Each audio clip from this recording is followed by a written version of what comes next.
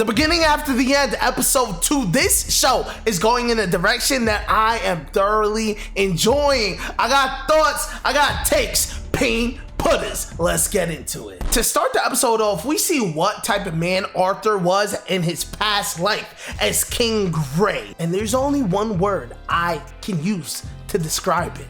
Merciless. This guy had a groveling father in front of him, begging to have his wife and child saved, spared, and King Gray, he did the dirty work himself. Offed the heads, I'm pretty sure it was their heads, of the wife and daughter himself. In the first episode, there was a moment where it was just complete overkill. We saw him take over whatever city, town, emperor, country it was. And then he brought in the jets to just rain fire. Yo, this guy's an overkill type of guy, King Gray. So after we see that scene, we jump to baby Arthur. Way cuter, way smaller. And he's training with his father, Ray, looking pretty sharp, by the way. To the point where Ray tells Alice, yo, we need to get Arthur a real teacher. He's such a prodigy and he needs proper training. They argue back and forth for a little bit. Alice doesn't want to send her precious son off, but they come to a resolution and decide to all go to the city together to find him a teacher. A couple days go by, maybe a week, whatever the time frame is, and we end up meeting up with the Twin Horns, the party that Ray and Alice used to be a part of. Featuring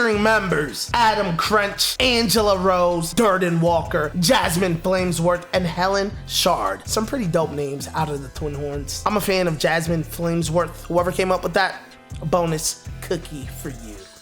The crew is traveling towards the city called Xeris. Please, somebody let me know if I'm pronouncing that wrong. And we see the party in action, taking out some wolves. We learn that the world is dangerous. There are monsters, even though we kind of learned that last episode as well. We learned that Alice's healing magic isn't regular. She's a special type of mage called an emitter. We see a little scene where Adam spars with Arthur, and Arthur is moving. Yo, the way he moving shocks everyone. Everyone's blown back. They're like, visibly, you can see they're like, yo, this kid, he's different. He's a prodigy. Even Jasmine goes up to him after the fight, asking him, yo, can you teach me how you did that one move? And it's a big deal because she's a low-key reclusive type. You know that archetype in anime? Yeah, she's one of those. She warms up to him to the point where when it's his birthday, she gives him a special dagger with a rope attached. Please keep that in mind. We're gonna come back to that, and it's going to be a big moment of this episode. The climax of this episode comes when the crew is making their way towards the city and they run into mountain bandits. Things get very hectic very fast because there's a lot of bandits and there's not a lot of crew. They overwhelm them to the point where Ray has to tell Arthur,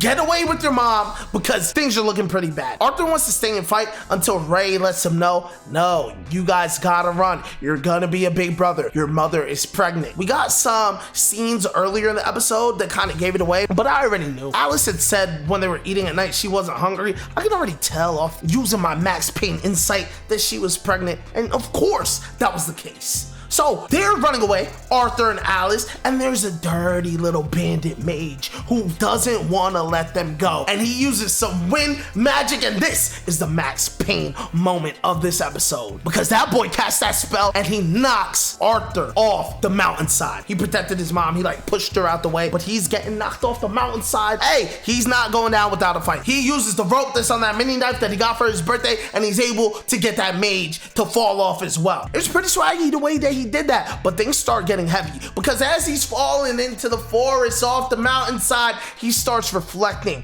to his past life. This part had me locked in because he's thinking about the moment we saw at the beginning of the episode, and he's like, yo, that guy, I kind of understand him. I understand his emotions, how he felt to have a family. That was such a beautiful moment in a sense. This new life that Arthur has and he's living, I'm assuming it's so he can learn how to have compassion, learn how to have feelings. He didn't have that in his past life. He chopped off a mother and daughter's heads in front of the father. He was evil. And this episode ends with him shedding a tear, saying like, damn, it would have been pretty nice to be a big brother. I enjoyed this episode. I need to see more. And once we get to the tier list of the show, I will reanalyze where I want to put this. But for now, in the Max Payne tier list, I will put it in B tier. Pain putters. Let me know what you guys thought about this episode. Any thoughts about the show in general up to this point? I would love to hear from you guys in the comments. Also, if you made this far, please think about hitting that like, that sub. I would love to have all the lovers of the show pull up and we can discuss. Until next episode though, pain putters. Let's keep putting in pain.